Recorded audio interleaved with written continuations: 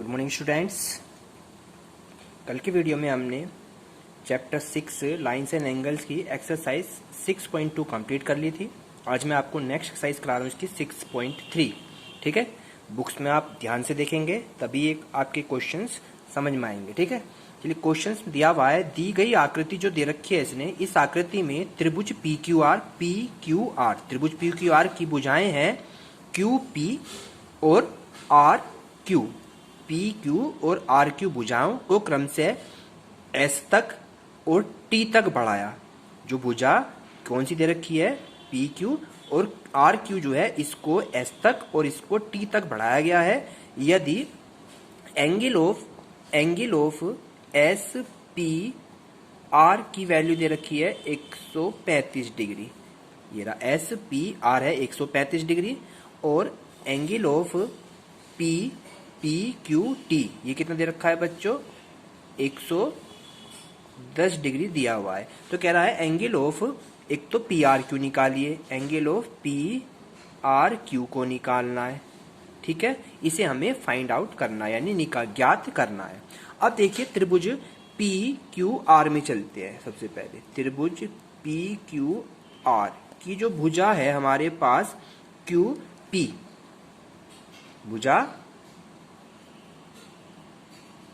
भुजा क्या है QP, इस QP को S तक बढ़ाया, QP को S तक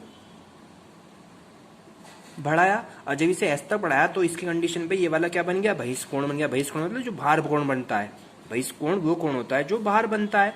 तो बहिष्कोण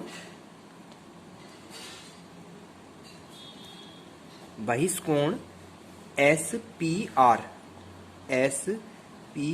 जो होगा वो किसके, दोनों के योग के बराबर होगा, PQR के angle of PQR plus angle of PRQ, यानी इस ये वाला एंगल इस एंगल के बराबर होता है। ये बहिष्कोण की कंडीशन है।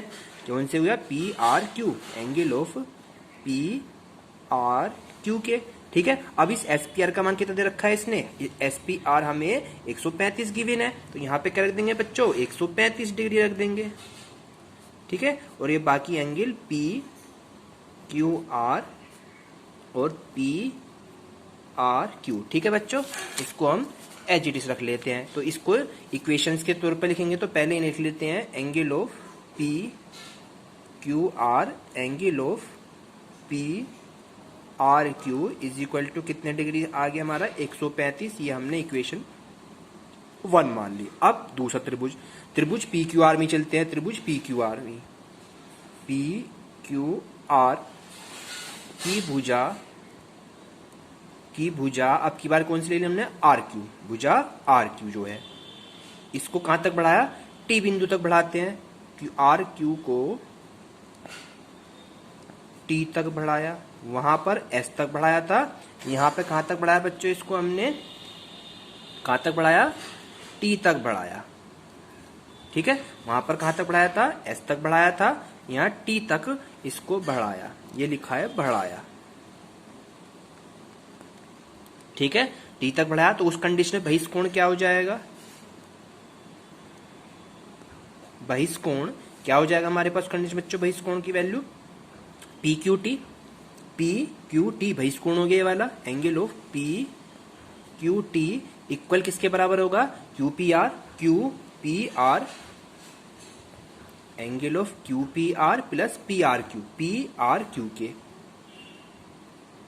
ठीक है, और PQT कितने दे रखा है, 110 डिग्री, तो ये हो गया आपका 110 डिग्री, और बाकी QPR plus angle of PRQ as it is. इस सीक्वेंस में लिख लेंगे, पहले ये लिख लीजिए QPR plus angle of PRQ is equal to कितना आ गया, 110। ये हो गई इक्वेशन 2 बन गई हमारे पास में।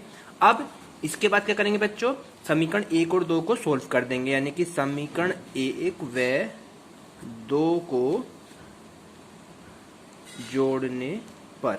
ठीक है, समीकरण 1 इधर को इधर जोड़ दो, इधर को इधर जोड़ दो, तो इधर जोड़ेंगे तो क्या बनेगा, एंगल ऑफ PQR फिर P, ठीक है, फिर QPR, फिर एंगल ऑफ QPR।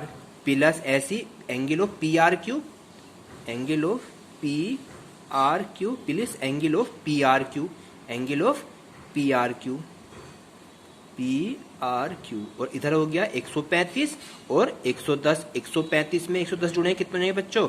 245 हो जाएंगे। कितने हो जाएंगे? 245 हो जाएंगे।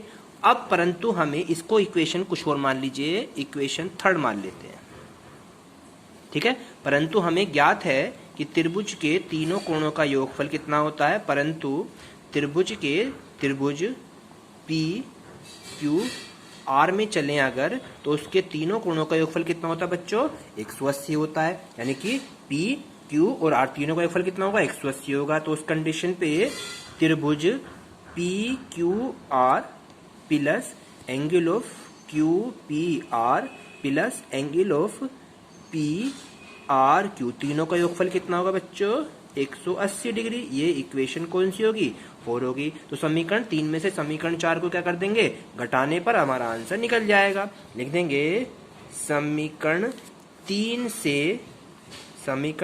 से 4 को घटाने पर, जब इसे घटाएंगे, देखो घटाते हैं, देखो पी क्यू पी आर है, क्यू पी आर से Q P R cancel out, sorry इसमें पी क्यू आर से P Q R cancel out, Q P R से Q P R cancel out, P R Q से P R Q cancel out, और P R Q यहाँ पे बचा only, क्या बचा बच्चों? यहाँ पे केवल पी आर क्यू बचा। तो यहाँ लिख देंगे हम, यहाँ पे क्या लिख देंगे? Angle of P R Q लिख दिया। अब यहाँ जाइए, यहाँ पे है 245, यहाँ है 180, तो 245 में से कितने माइनस हो गए?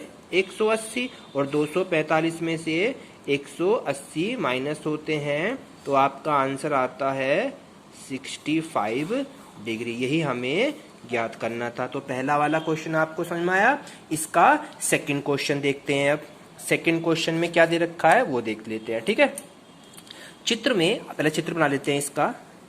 बुक्स में आप अपने साथ ध्यान देंगे तो बुक्स में क्लियर हो जाएगा आपको। ये त्रिभुज है एक, इसका नाम है एक्स वाई एंड जेड, ठीक है।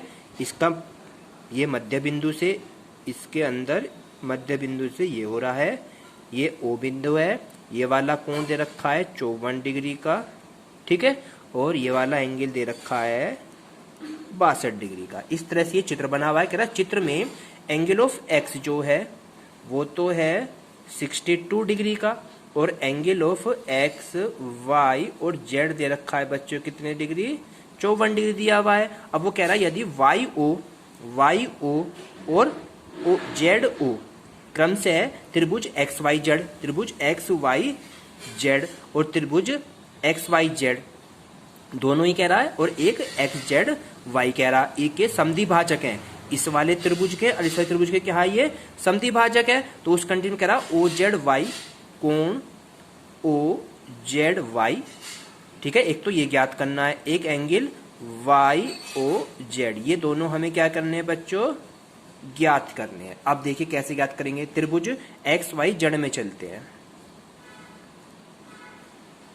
सॉल्यूशन त्रिभुज एक्स वाई जेड में, त्रिभुज एक्स वाई जेड में हमें पता है कि त्रिभुज के तीनों कोणों का योगफल कितना होता है? 180 होता है। तो यहां लिख लीजिए एंगल ऑफ एक्स वाला plus angle of X Y Z वाला, एक्स वाई जेड वाला, एंगल ऑफ कौन सा लेंगे अब यहाँ पे? X Z Y, X Z Y बराबर कितना होता है? 180 होता है। त्रिभुज के तीनों कोणों का योगफल, इसकी वैल्यू भी पता है कितनी है? 62 है। इसकी वैल्यू कितनी है? 54 है। तो यहाँ लिख दीजिए 62 डिग्री, यहाँ लिख दीजिए 54 डिग्री, और ये वाली वैल्यू ऐसी it is X Y X Z Y as it is है, ठीक है। ये निकल कर आ जाएगा 180 एज इट इज। अब दोनों को प्लस करके ये तरह के माइनस हो जाएगा। तो angle of X Z Y is equal to हो जाएगा 180 माइनस, दोनों को प्लस कर दिया, 62 54 हो गया 116, ठीक है। और 180 में से 16 100 घट जाएंगे, तो कितना डिग्री आ गया? 64 डिग्री आपका आया X Z Y, X Z Y. यानी ये जो एंगल निकला ये कितना डिग्री निकला बच्चों? आपका 64 डिग्री का निकला। अब देखिए ये जो वाई ओ है, वाई ओ किसको समद्विभाजित कर रहा है? एक्स वाई जेड को, एक्स वाई जेड का, ठीक है। और जो जेड ओ है, जेड ओ है, ये किसका समद्वि भाजक है? एक्स जेड वाई का, एक्स कौन?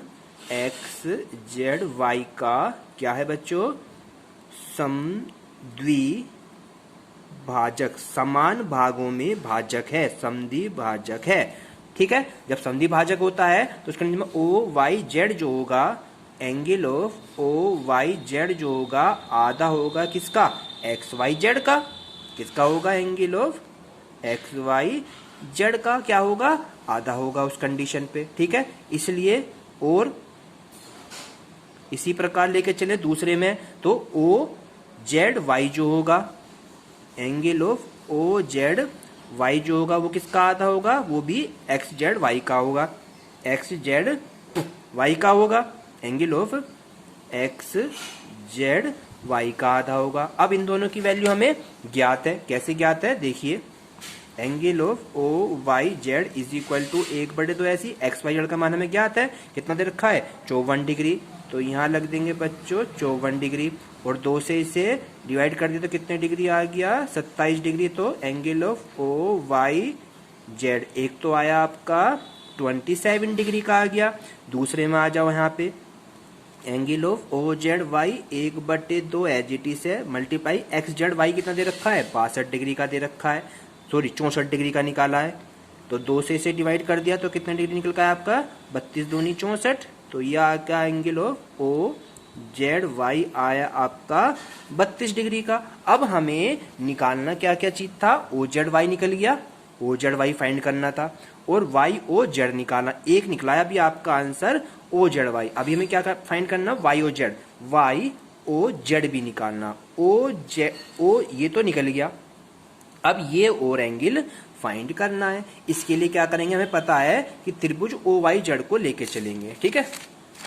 देखिए, अंदर वाला त्रिभुज लेके चलेंगे, त्रिभुज ओ वाई जेड में त्रिभुज ओ वाई जेड लेके चलेंगे तो उसमें क्या लिखेंगे कि त्रिभुज के अंतःकोणों का योगफल 180 होता है। O Y Z, O Z Y plus angle of Y O Z कितना होगा बच्चों? 180 होगा। अब इसकी वैल्यू कितनी निकाली?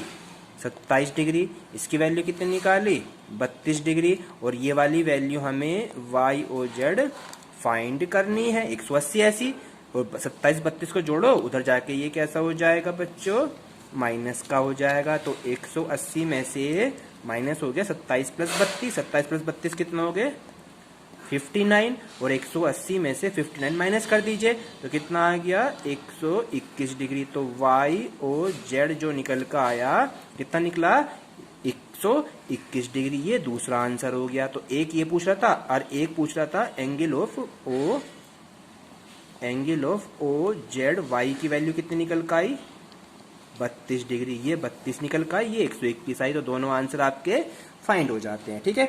कल मैं आपको इसके नेक्स्ट क्वेश्चन 3, 4, 5 कराऊंगा। इसे अपनी नोटबुक पे कंप्लीट कर लें। Thank you.